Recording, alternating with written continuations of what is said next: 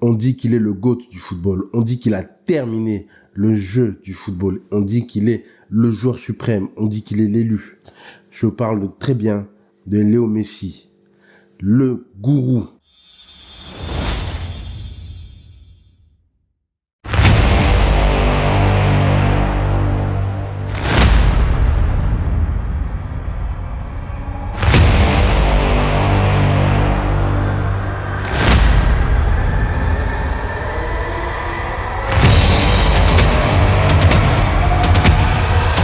Hello, c'est Papa Kej, bienvenue dans cette vidéo spéciale.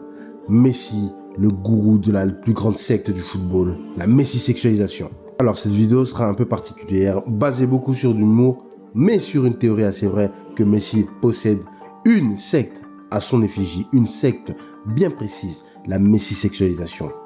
Mais tout d'abord, on va faire un petit récapitulatif, on va revenir un peu en arrière quand même sur les prémices de cette secte et pourquoi aujourd'hui, elle continue à sévir dans le monde du football et même dans le journalisme.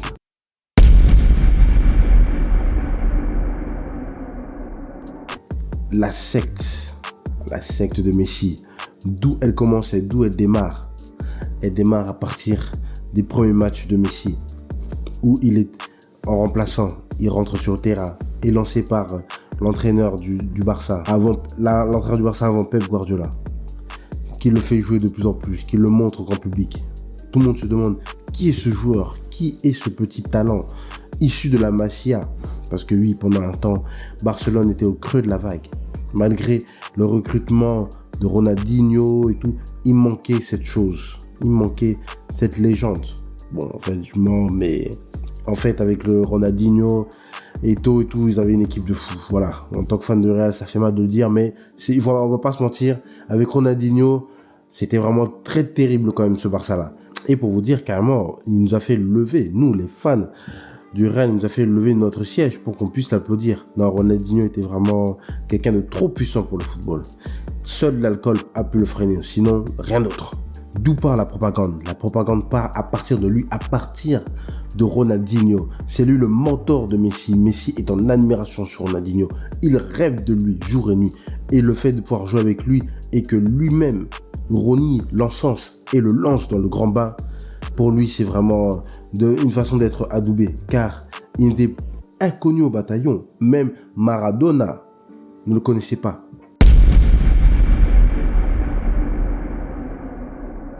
Depuis l'ère Maradona, les grands joueurs comme Batistuta ou Zanetti n'étaient pas arrivés au niveau où la Messi est actuellement.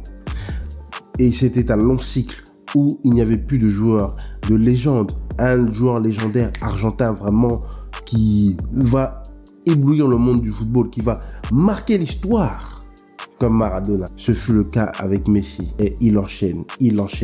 Victoire sur victoire, performance sur performance, changement de vie quotidien, que ce soit hygiène ou sponsoring, il change. Tout change. Et là, la Messi-sexualisation commence. La Messi-sexualisation arrive à prendre forme. Et donc, pour la FIFA, c'est parfait. Ils se disent, voilà, avec CR7, on n'arrivait pas à manipuler ce petit, car il voulait être un modèle à lui tout seul. Tandis que Messi peut être notre mascotte.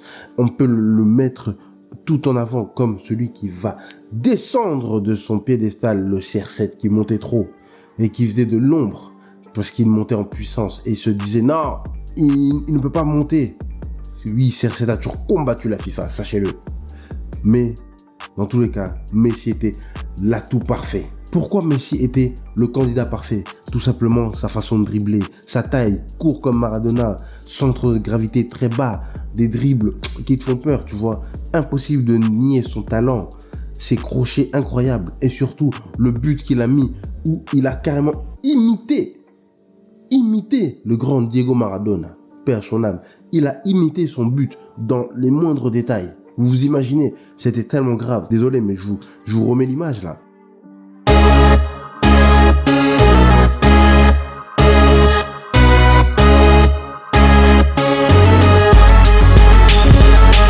Vous vous rendez compte ce qu'il fait?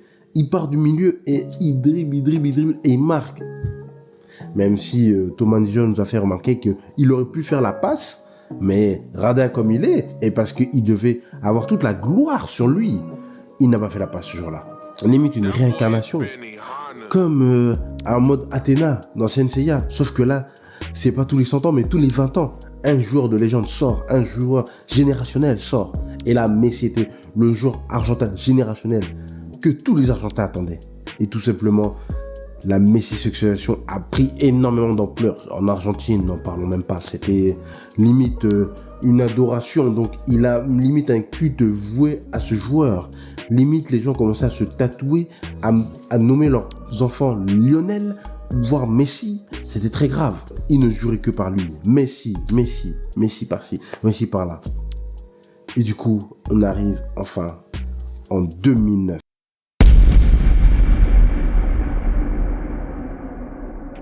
En 2009, Ronny n'est plus au Barça.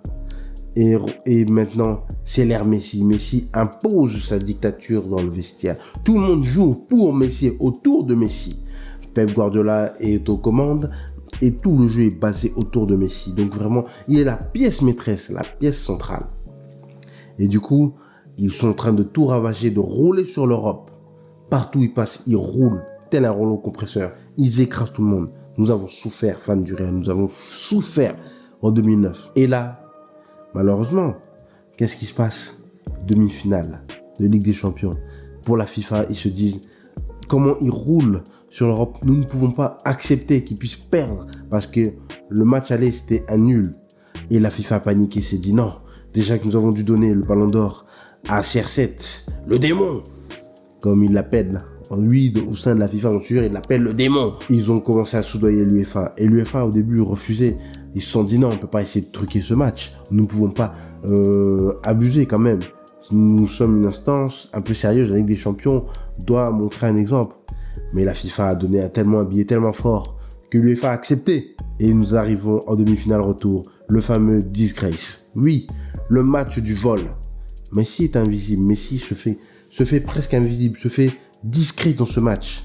Mais ses coéquipiers ont été aidés par le 12e homme, l'arbitre. L'arbitre, vraiment, ce jour-là, c'était très grave. Donc vraiment, ça, c'était un niveau de corruption énorme, voire interdit.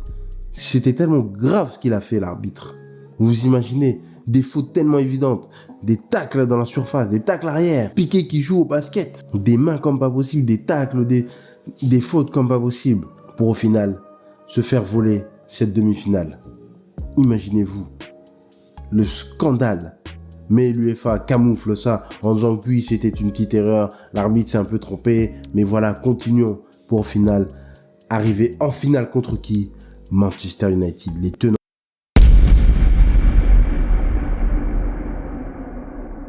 Donc oui, l'affiche est parfaite. Messi, l'ange du football, l'ange qui est enfin descendu afin de terrasser le grand démon luciférien, CR7 et sa troupe, les Red Devils. C'est le moment parfait, enfin le match parfait pour représenter le bien et le mal, selon eux.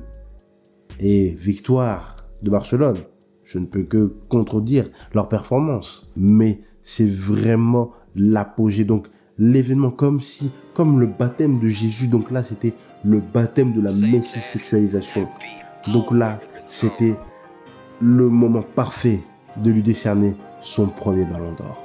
Oui, le scénario est trop beau, trop parfait. Le premier ballon d'or, qui va suivre avec énormément de ballons d'or par la suite. Il va les enchaîner. Il va tellement bien enchaîner qu'il va asseoir son pouvoir. Maintenant, c'est lui carrément qui va être le marionnettiste. Regardez en 2010. 2010, je suis désolé. Schneider méritait le ballon d'or. Iniesta méritait le ballon d'or. Mais nous avons assisté au premier vol de Messi, le groupe. Messi, le saint, a volé le ballon d'or 2010. Vous pouvez tous contester, tous les fans de Messi. Oui, vous pouvez tous contester en commentaire. Ouais, non. Vous savez que c'est un vol. Vous savez que Schneider méritait. Il avait fait le triplé. En plus, finaliste de la Coupe du Monde. Mais vous refusez d'accepter cette vérité. Vous refusez cette vérité. Et en plus, il ose faire la photo avec qui? Iniesta et Xavi, les champions du monde, en présentant son ballon d'or, le ballon d'or du vol. Et puis, pour asseoir son pouvoir et encore faire plus de nouveaux adhérents à la messisexualisation. Oui, la messisexualisation. J'ai oublié de vous donner la définition. Qu'est-ce que la messisexualisation? C'est une forme de sexualité particulière où le fanatisme envers Messi déborde et va même dans l'absurdité, qu'au point que toute critique envers Messi n'est pas possible. Toute critique, même constructive, même quand il ne performe pas, est balayée d'un revers de la main par la messisexualisation. Et du coup, les messisexuels ne sont jamais objectifs avec leur gourou. Il peut faire la pire des dingueries, mais il n'arrive pas à être objectif. Pourquoi? Parce que ce sont des messisexuels. Oui, quand dans les matchs il est invisible, il trouve une excuse banale, bidon. Mais quand c'est les autres joueurs, alors là, ils se donnent un plaisir. Ils sont là, oui, Messi n'aurait jamais fait ci, ça, cela. Mais combien de matchs Messi a été Casper? Et comme je disais, pour asseoir son pouvoir, en 2012, il fait la saison de tueur, la saison monstre, la saison des records. Et là, je ne peux pas contester. Il gagne le Ballon d'Or en 2012. Marquer 91 buts dans une année civile, c'est très fort, très fort. Il a vraiment détruit le game à cette année-là. Rien à dire. Je ne peux que applaudir sa performance. Mais c'est là qu'il a envoyé son meilleur genjutsu. Il a mis une illusion incroyable. Donc il a développé l'œil suprême, le Rinnegan. Il a le Rinnegan de Sasuke tellement c'est fort. Donc le genjutsu est international. Messi, les gens ne jurent que par lui. Sa divinité va montrer certaines limites. 2014.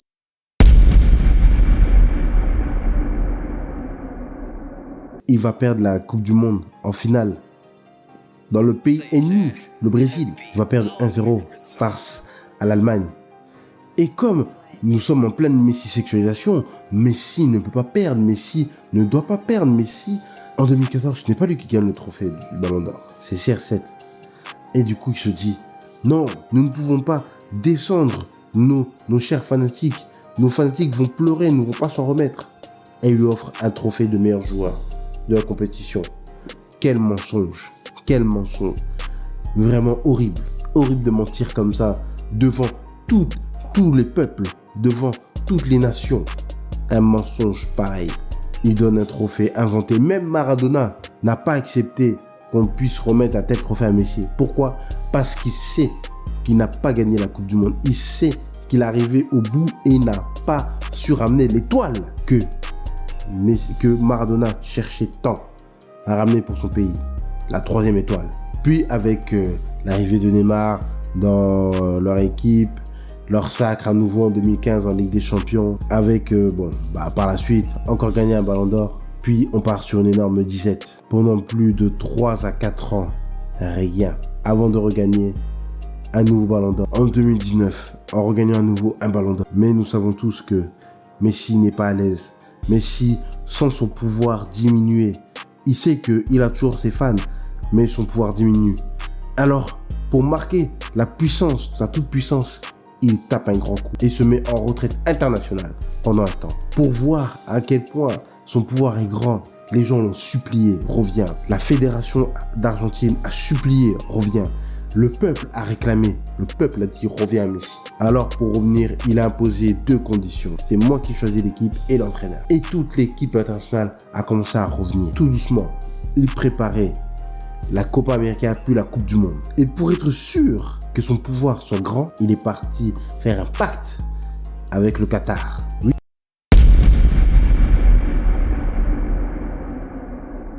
Bon, le pacte aussi était imposé parce que FC Levier, le Barça n'avait plus d'argent pour pouvoir maintenir son salaire, pour pouvoir tout simplement le garder en contrat et du coup, il a dû quitter Barcelone.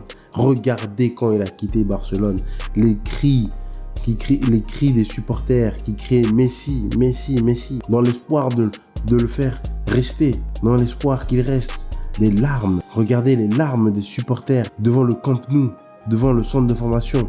Ils pleuraient de toutes leurs larmes comme si un membre de leur famille était mort. Mais c'est juste que Messi quittait le FC Barcelone, l'équipe qui lui a tout donné. Nous, on peut comprendre l'émotion de Messi.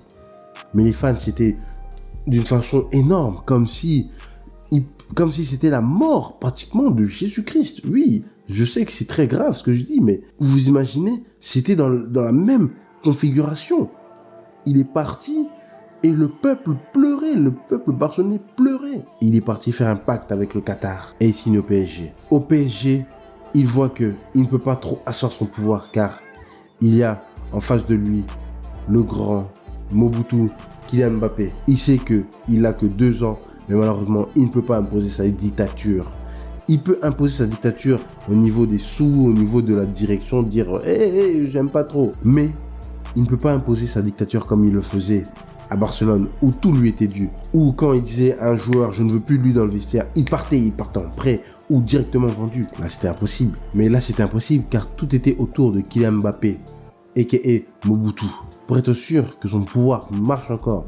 Alors, il est parti arracher la victoire de la Copa América afin d'obtenir son nouveau Ballon d'Or. Ballon d'Or qu'on dit à moitié volé parce que Lewandowski devait normalement obtenir réparation du Covid. Mais France Football, déjà empiétré dans le genjutsu de Messi, ne pouvait pas donner le Ballon d'Or. On donnait à la place un trophée bizarre, un trophée qui ressemble à une chips. Et pour finir, 2022 vient l'année de la dernière Coupe du Monde. Il se dit c'est le moment. Et là, le Qatar commence à mettre son plan machiavélique afin de pouvoir déstabiliser toutes les équipes.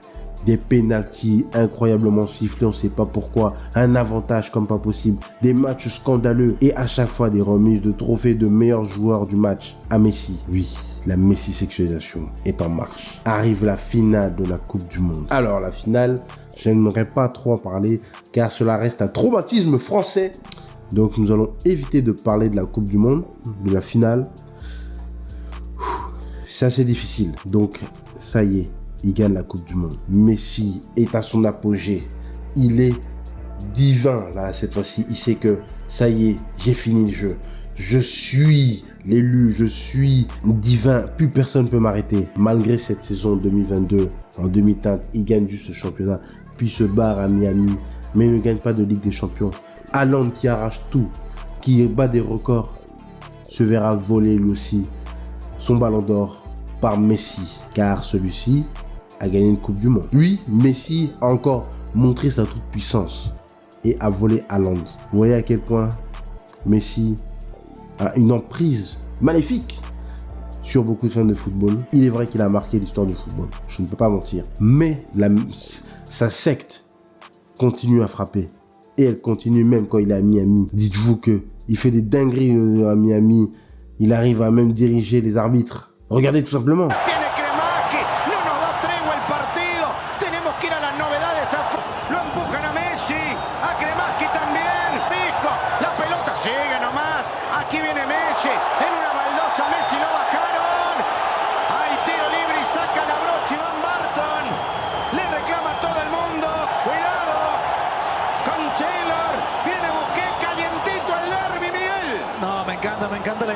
Il fait des menaces. Et au dernier match contre le Brésil, des gestes inappropriés. Il sait que c'est tous les joueurs qui jouent dans son équipe, surtout avec son super larbin De Paul, qui va le suivre comme un chien en laisse. À la moindre chose contre Messi, va venir le défendre. Seule une équipe lui a massacré son moral dernièrement. Merci l'Uruguay d'avoir remis Messi à sa place. Mais la Messi sexualisation ne terminera que quand Messi prendra sa retraite. Mais elle continuera tant que aucun autre joueur ne pourra battre son record des 8 ballons d'or. Un seul peut y arriver, car il a déjà la Coupe du Monde. Il doit obtenir maintenant son premier ballon d'or l'année suivante, qui vient là. Mobutu, tu dois obtenir le ballon d'or et l'euro. Et il a commencé à enchaîner la série de ballons d'or, afin d'arriver jusqu'au 8e et puis obtenir le 9e ballon d'or et enfin écarter et terminer la Messi sexualisation, de lancer l'air et enfin lancer l'air des Mbappé sexuels. Voilà, c'était tout pour moi, c'était une petite vidéo de délire, un peu demi-sérieuse, mais voilà.